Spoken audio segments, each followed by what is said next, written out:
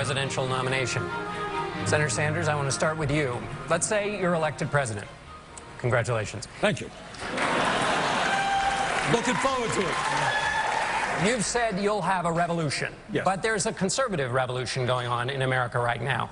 As John Boehner knows, and as Democrats know who've lost in state houses across the country, right. Those conservatives are watching tonight and probably shaking their heads. So how do you deal with that part of the country? The revolution's already happening, but on the other side. And we are going to do a political revolution which brings working people, young people, senior citizens, minorities together. Because every issue that I am talking about, paid family and medical leave, breaking up the banks on Wall Street, asking the wealthy to pay their fair share of taxes, rebuilding our crumbling infrastructure, raising the minimum wage to $15 an hour, every one of those issues is supported by a significant majority of the American people. Problem is that as a result of a corrupt campaign finance system, Congress is not listening to the American people, it's listening to the big money interest. What the political revolution is about is bringing people together to finally say enough is enough. This government belongs to us, not just the billionaires. Senator, as a 30-second follow-up, we've heard already tonight this figure 92% of support for background checks. Let's look at that as an example. There was something 92% of the public was for it. There had been these mass shootings. There was emotional support behind it. Yes. Bipartisan support. Yes. The president, the full force of his office. Yep. It went nowhere. That's the model you're talking about. Nothing happened. What we need is leadership in this country which revitalizes American democracy and makes people understand that if they stand up and fight back and take on the billionaire class, we can bring about the change that we need. If we are not successful, if we continue the same old of Washington being run by corporate lobbyists and big money interests, nothing changes. Well, I am very happy in this campaign that we have had rallies with tens of thousands of people, mostly young people. What the polls are showing is that we are actually defeating the secretary among younger people. We're giving young people and working people hope that real change can take place in America. That's what the political revolution is about. A question from Kathy Abradovich. Yes, Senator Sanders, you famously said in the last debate that you were sick and tired of hearing about your damn emails. But then you told the Wall Street Journal that the questions about whether or not Secretary Clinton's emails compromised classified information were valid questions. So which is it? Is it an issue or is it not? That's just media stuff. I was sick and tired of Hillary Clinton's email. I am still sick and tired of Hillary Clinton's email. And the issue is, the problem is the front pages every day we're dealing with that. I didn't know I had so much power. But after I said that, we're not hearing much about Hillary Clinton. What I would like for the media now is for us to be talking about why the middle class is disappearing, why we have more people in jail than any other country, why we have massive levels of income and wealth inequality, and we're the only major country on earth without paid family and medical leave. We've gotten off of Hillary's emails. Good. Let's go to the major issues facing America.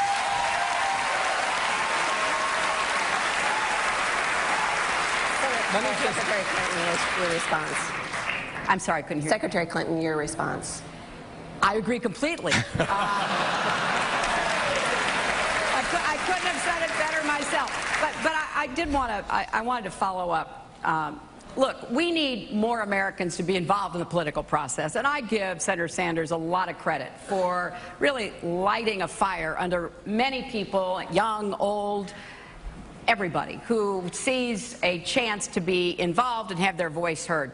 Look at what's happening with the Republicans. They are doing everything they can to prevent the voices of Americans to be heard. They're trying to prevent people from registering to vote. So we do need to take on the Republicans very clearly and directly. But the other thing I just wanted quickly to say is I think President Obama deserves more credit than he gets for what he got done in Washington despite the Republican obstruction. Secretary Clinton, just one more question on the email question. For Democrats, there's an FBI investigation going on. Can you satisfy Democrats who might worry about another shoe dropping, that you and your staff have been totally truthful to them and that another shoe is not going to drop? Well, I think after 11 hours, that's pretty clear, yes.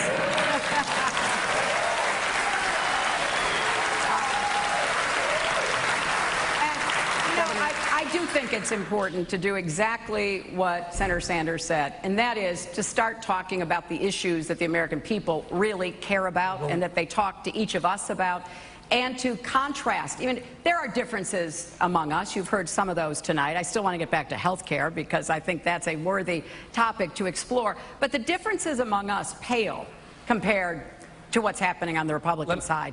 And if you listen to what they say, and I had a chance over those 11 hours to watch and listen, as well as what I see in their debates, they are putting forth alarming plans. I mean, all of us support funding Planned Parenthood. All of us believe climate change is real. All of us want equal pay for equal work. They don't believe in any of that. So let's focus on what this election is really going to be about.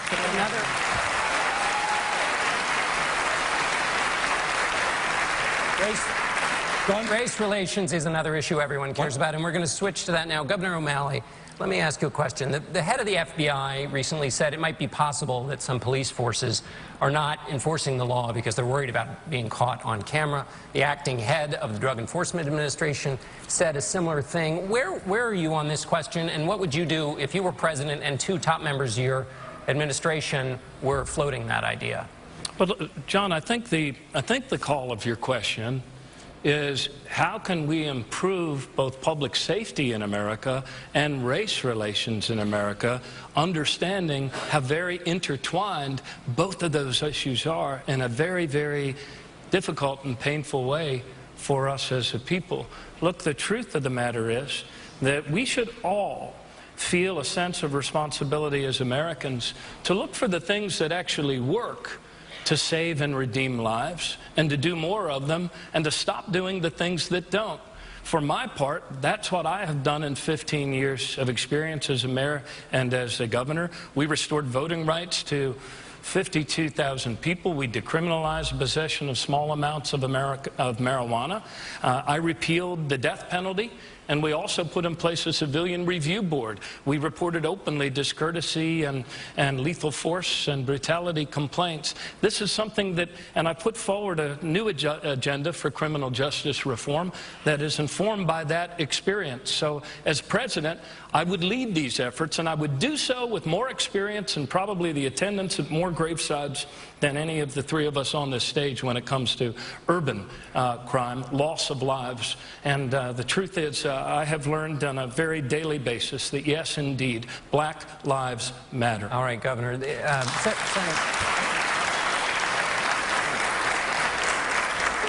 Senator Sanders, one of your former colleagues, an African-American member of Congress, said to me recently that a young African-American man had asked him where to find hope in life. And he said, I just don't know what to tell him about being young and black in America today. What would you tell that young African-American man? Well, this is what I would say, and the congressman was right.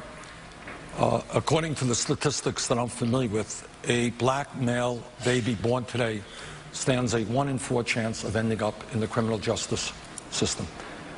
51% of high school African-American graduates are unemployed or underemployed. We have more people in jail today than any other country on earth. We're spending $80 billion locking people up, disproportionately Latino and African-American. We need very clearly major reform in a broken criminal justice system from top to bottom. And that means when police officers out in a community do illegal activity, kill people who are unarmed, who should not be killed, they must be held accountable. It means that we end minimum sentencing for those people arrested. It means that we take marijuana out of the federal law as a crime and give states the freedom to go forward with legalizing marijuana. Secretary Clinton, you told some Black Lives Matter activists recently that there's a difference between rhetoric and activism, and what you were trying to do was enforce law or get laws passed that would help what they were pushing for. But recently at the University of Missouri, that activism was very, very effective. So would you suggest that kind of activism take place at other universities across the country? Well, John, I come from the 60s, a long time ago, There was a lot of activism on campus, civil rights activism, anti-war activism, women's rights activism, and I do appreciate the way young people are standing up and speaking out.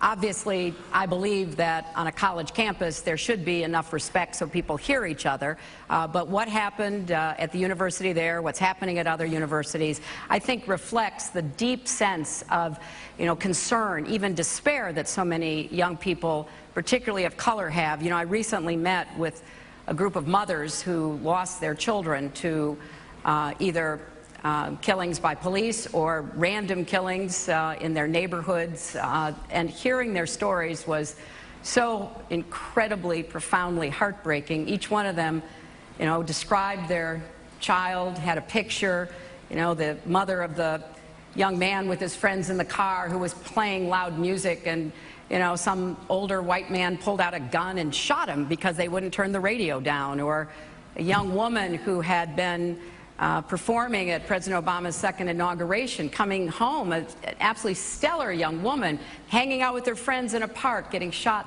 by a gang member. And of course, I met the mothers of Eric Garner and Tamir Rice and Michael Brown and Trayvon Martin, and so many of them who have lost their children. So your original question is the right question, and it's not just a question for parents and grandparents to answer. It's really a question for all of us to answer. Every single one of our children deserves the chance to live up to his or her God-given potential, and that's what we need to be doing to the best of our ability in our country. Over to Kevin Cooney of KCC. Senator Sanders, we've heard a lot about this, your offer. You want to offer free tuition at public universities and colleges. Yes. A couple of questions about this. 63% of those who enroll graduate. First question, isn't this throwing a lot of money away if we're looking at a third of these people are not going to complete college? No, it is not throwing. It is an extraordinary investment for this country. Germany, many other countries do it already. In fact, as you remember, 50, 60 years ago, University of California, City University of New York were virtually tuition free. Here is the story. It's not just that college graduates should be $50,000 or $100,000 in debt. More importantly, I want kids in Burlington, Vermont, or Baltimore, Maryland, who are in the 6th grade or the 8th grade, who don't have a lot of money, whose parents, like my parents, may never have gone to college. Do you know what I want, Kevin? I want those kids to know that if they study hard, they do their homework, regardless of the income of their families, they will, in fact, be able to get a college education, because we're going to make public colleges and universities tuition free. This is revolutionary for education in America. It will give hope to millions of young people. Well, one of the things that you want to do is to have the states pay for about a third of this $70 billion plan, correct? Yes. There are 16 states that are running budget deficits right now. Where are they expected to come up with? Well, I think that they're going to be pretty smart, because I think a lot of states will do the right thing, and I think those states that don't will pay a heavy penalty. Bottom line here is, in the year 2015, we should look at a college degree the same way we looked at a high school degree 50 or 60 years ago. If you want to make it into the middle class, I'm not saying in all cases, we need plumbers and we need carpenters and electricians, that's for sure, and they should get help as well. But bottom line now is, in America, in the year 2015, any person who has the ability and the desire should be able to get an education, college education, regardless of the income of his or her family. And we must substantially lower, as my legislation does, interest rates on student debt. Governor O'Malley, jump in, yeah. Okay, thank you. Look, I would agree with much of what Senator Sanders says, Kevin. I believe that actually affordable college, debt-free college, is the goal that we need to attain as a nation. And unlike my two distinguished colleagues on this stage, I actually made college more affordable and was the only state that went 4 years in a row without a penny's increase to college tuition. I respectfully disagree with Senator Sanders' approach. I believe that the goal should be debt-free college. I believe that our federal government needs to do more on Pell Grants. States need to stop cutting higher education, and we should create a new block grant program that keeps the state's skin in the game, and we should lower these outrageous interest rates that parents and kids are being charged by their own government, 7% and 8%. to go to college? I mean, my dad went to college on a GI Bill after coming home from Japan, flying 33 missions. My daughters went to college on a mountain of bills. And we were proud of them on graduation day, but we're going to be proud every month for the rest of our natural lives. It doesn't need to be that way. We can have debt-free college in the United States.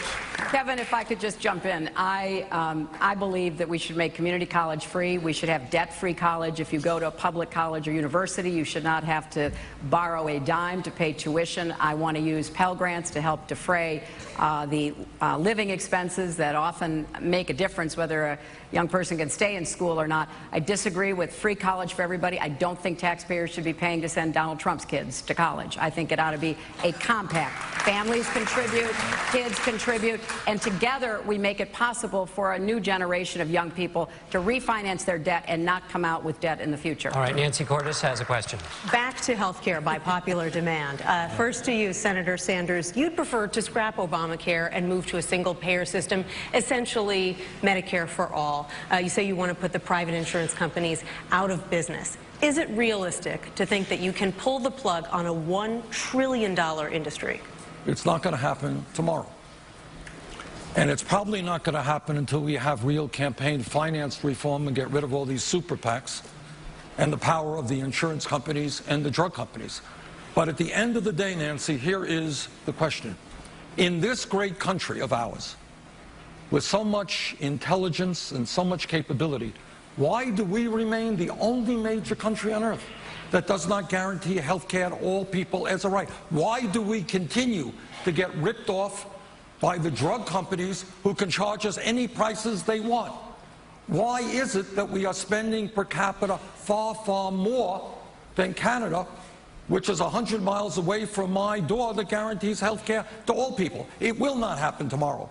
But when millions of people stand up and are prepared to take on the insurance companies and the drug companies, it will happen, and I will lead that effort. Medicare for all, single-payer system is the way we should go. Secretary Clinton, back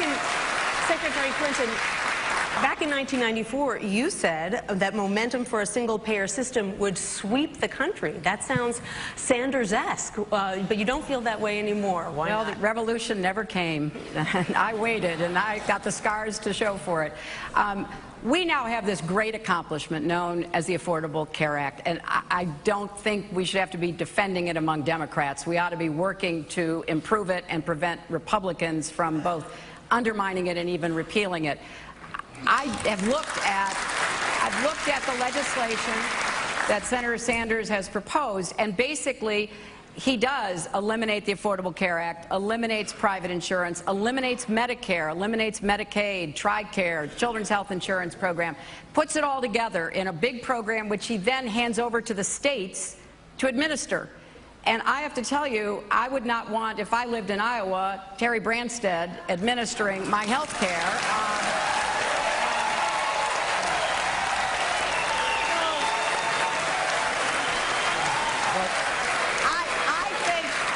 I think as Democrats, we ought to proudly support the Affordable Care Act, improve it, and make it the model that we know it can be. Well, let me just say something. 30 seconds. We don't eliminate Medicare.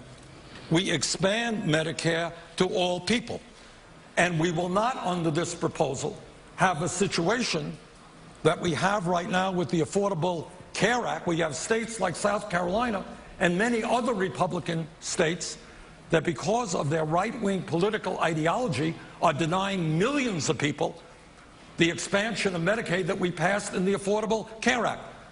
Ultimately, we have got to say as a nation, Secretary Clinton, is health care a right of all people, or is it not? I believe it is. May I jump in here for 30 seconds on health care? I'm sorry, Governor. We've got to take a break or the machine breaks down. You're watching the Democratic debate here on CBS.